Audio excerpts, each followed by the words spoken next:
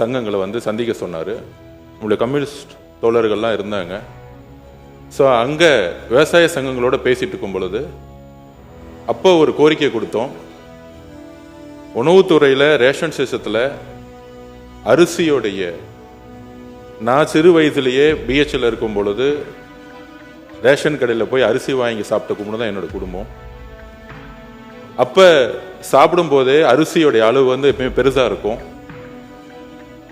அதோடைய கலர் வந்து பார்த்தீங்கன்னா நம்மளுடைய எல்லார் வீட்லையும் இப்போ நம்ம சாப்பிடக்கூடிய அரிசி, நிறைய பேர் சில சட்டமன்ற உறுப்பினர்கள் ரேஷன் அரிசி சாப்பிட்றான்னு சொல்கிறாங்க. நம்ம அது தனிப்பட்ட இது நம்ம போல. பெரும்பாலும் இங்கே இருக்கக்கூடிய சட்டமன்ற உறுப்பினர்கள் தன்னுடைய மனசாட்சிப்படி தெரியும் யாரும் ரேஷன் கடையிலேருந்து அரிசி வாங்கி சாப்பிட்றதில்லை. பெரும்பாலும் நான் இதுதான் உண்மையை தான், நாங்கள் உண்மையை பதிவு பண்ணுறோம். இங்கே வந்து மக்கள் என்ன நினைக்கிறாங்கிறத உண்மையை நம்ம பதிவு பண்ணணும். இதில் வந்து இந்த ஆட்சி அந்த ஆட்சி போன ஆட்சி 50 வருஷம் ஆட்சி பற்றி பதிவு பண்ணல. இன்னைக்கு இருக்க நிலைமை என்னங்கிறத மாண்புமிகு முதலமைச்சருடைய கவனம் போய் சென்ற பிறகு அப்போ விவசாயிகள் சொன்னாங்க, நாங்கள் வந்து எங்களுடைய பயிரை மாற்றணும்னா நீங்கள் வந்து சன்ன நகர்களுக்கு வந்து அதிகமான ஊக்கத்தொகை கொடுங்க அப்படின்னு பதிவு பண்ணுவோம். மாண்புமிகு முதலமைச்சர் திருப்பியும் ஒரு விவாதம் நடந்துச்சு. அப்போ மாண்புமிகு முதலமைச்சர் சொன்னார், மற்ற ஆட்சிகள்லாம் விட்டுருவோம், நம்ம ஆட்சியில் கொடுக்கக்கூடிய அரிசி சன்ன நகர் நெல்லா நம்ம கொடுப்போம், அரிசியாக கொடுப்போம் மக்களுக்கு. நம்ம ரேஷனில் கொடுக்கக்கூடிய அரிசியை அனைத்து ரேஷன் கடையில் வச்சிருக்கக்கூடிய எல்லா மக்களும், முக்கியமாக தாய்மார்கள் வாங்கிட்டு போகக்கூடிய அரிசி, அவங்க ஒரு அண்ணனா ஒரு அம்மாவுக்கு ஒரு அரிசி கொடுக்குற இடத்துல அவர் சொன்னது, நம்ம கொடுக்குற அரிசியை அவங்க வீட்டில் சாப்பிடணும், சாப்பிடக்கூடிய அரிசியா மாற்றணும் சொன்னது எங்களுடைய முதலமைச்சர். இது உண்மை. இதற்கு தான் சன்ன நகர் நெல் அரிசிக்கு அதிகமான ஊக்கத்தொகை கொடுத்து டெல்டா மாவட்டங்களில் இனி வரும் காலங்களில் பொது ரக நெல்லுக்கு பதிலாக சன்ன நகர் நெல்லை வந்து பயிரிடணும், அவங்களுக்கு ஒரு ஊக்கம் கொடுக்கணும். அவங்க பயிரிட்டாதான் அதை வந்து நம்ம கரெக்டாக வந்து ப்ரொக்யூர் பண்ணி மக்களுக்கு ரேஷன் கடையில் கொடுக்க முடியும். ஏன்னா அவங்க அதிகமான வந்து உற்பத்தி வந்து பொது ரகம் பண்ணிட்டாங்கன்னா ரேஷனுக்கு வந்து நம்ம சரியான நெல்லை அரிசி கொடுக்க முடியலங்கிறதுக்காக தான் சன்ன நெல்லை வந்து உற்பத்தி அதிகப்படுத்துறதுக்கு தான் இதை பதிவு பண்றோம். உண்மையாக சொல்லுகிறோம், தாய்மார்களுடைய வழியிலிருந்து சொல்றோம். இன்றைக்கு அதை மாற்றக்கூடிய ஒரு அரசாக 90% இன்றைக்கு அந்த அரிசியை வாங்கி யாரும் சாப்பிட்றதில்ல. இட்லி மாவு யூஸ் பண்றாங்க. அண்ணன் சொல்ற மாதிரி முன்னாடி நிறைய கடத்தல் நடந்துட்டு இருந்துச்சு.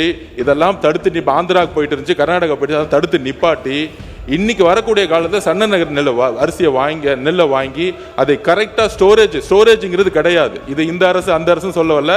அதிகமான உற்பத்தி வரும் பொழுது தார்பாயை மூடி அப்படிதான் நம்ம ஸ்டோரேஜ் பண்ணி வச்சிருக்கோம். 30-40% தார்பாயை தான் மூடி வச்சிருக்கோம். அப்போ ஸ்டோரேஜை உருவாக்கக்கூடிய இடத்துல நம்மளுடைய உணவுத்துறை அமைச்சரும் சரி விவசாயத்துறை அமைச்சரும் சேர்ந்து வந்து தனி திட்டங்களை கொண்டு வந்துட்டு இருக்காரு. ஆனால் 70% 80% இன்னைக்கு ஒவ்வொரு வீட்லையும் தாய்மார்கள் அரசு கொடுக்கக்கூடிய அரிசியை சாப்பிடுறதுங்கிறத உண்மையான சர்வே ரிப்போர்ட்.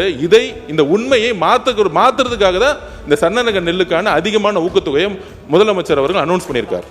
பாக்கி எல்லாருக்கும் டார்கெட் தான், அதாவது ஒரு பகுதியினருக்கு தான் கொடுக்கிறார்கள். அனைவருக்குமான பொது விநியோக திட்டத்தை வழங்குவது நம்ம தமிழ்நாடு மட்டும்தான். அது மிகப்பெரிய திட்டம், இந்த அரிசி வழங்குகிற திட்டம். அதை வந்து நம்ம வந்து மூத்தவர்கள் கொச்சைப்படுத்தக்கூடாது. இதில் நான் சொல்லிடுறேங்க. மாண்புமிகு பொதுப்பணித்துறை மாண்புமிகு பேரவைத் தலைவர்களே, நாங்கள் கொச்சைப்படுத்தவில்லை. இந்த அனைத்து திட்டங்களும் எந்த ஆட்சியில் கொண்டு வந்தாலும் அதுல நல்லது இருக்கு, அதை நாங்கள் யாரும் கொச்சைப்படுத்தவில்லை. ஆனால் இன்னைக்கு இருக்கக்கூடிய உண்மையான பிரச்சனைகளை இந்த சபையின் முன்பு பொதுமக்கள், முக்கியமாக தாய்மார்கள் பக்கத்தில் இருக்கக்கூடிய வழிகளை நாங்கள் அதை எக்ஸ்பிளைன் பண்ணிட்டு இருக்கோம். முக்கியமா அதாவது நான் ஒன்று பதிவு பண்ணிடுறேன். அதாவது இலவச மருத்துவமனை இருக்கு, இலவச கல்விகள் இருக்கு, இலவச அரிசி இருக்கு. ஆனால் இங்க இருக்கக்கூடிய மந்திரிகளோ இங்க இருக்கக்கூடிய சட்டமன்ற உறுப்பினர்களோ இலவச மருத்துவமனைக்கு போனது கிடையாது, இலவச கல்வி நிலையங்களுக்கு போனது கிடையாது, இலவச அரிசியை நம்ம சாப்பிட்டது கிடையாது. இலவசம் என்பது நம்ம பயன்படுத்துகிற மாதிரி இருக்கணும். எல்லோரும் சமம் நினைக்கக்கூடிய ஒரு அரசா இருக்கு. இது வரைக்கும் எந்த அமைச்சர் போய் ஒரு ஃப்ரீயா இருக்கக்கூடிய ஹாஸ்பிட்டல் போய் படுத்திருக்கிறாரு? உடம்பு சொல்லனா சிங்கப்பூர் போறாங்க, உடம்பு சொல்லனா பிரைவேட் ஹாஸ்பிட்டல் போறாங்க. அப்ப இங்க இலவசம்ங்கிறது கருணை அடிப்படையில் இருக்கு. இலவசங்கிறது தகுதி அடிப்படையில் இருக்கணும். அதாவது மக்களுடைய உரிமை அது. அது நம்ம கருணை அடிப்படையில் கொடுக்கக்கூடிய அரசு எங்களது கிடையாது. இதெல்லாம் இலவசம்ங்கிறது வார்த்தையே தவறு.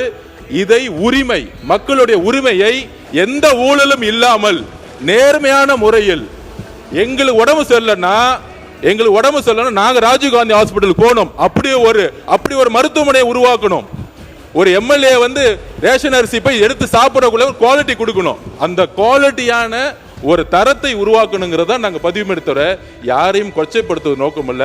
அனைத்து தலைவர்களும் திட்டங்களை கொண்டு வந்திருக்காங்க. ஆனால் திட்டங்கள் சரியான முறையில் ஒரு நம்மெல்லாம் சாப்பிடக்கூடிய அரிசியோ, நம்மெல்லாம் போகக்கூடிய மருத்துவமனையோ, நம்ம குழந்தைகள் படிக்கக்கூடிய ஒரு கல்வி நிலையங்களோ இன்னைக்கு இல்லை. இதை மாற்றக்கூடிய இடத்துல நாங்கள் இருக்கிறோம். அதை மாற்றுவோங்கிறத நாங்கள் பதிவு பண்ணோம்.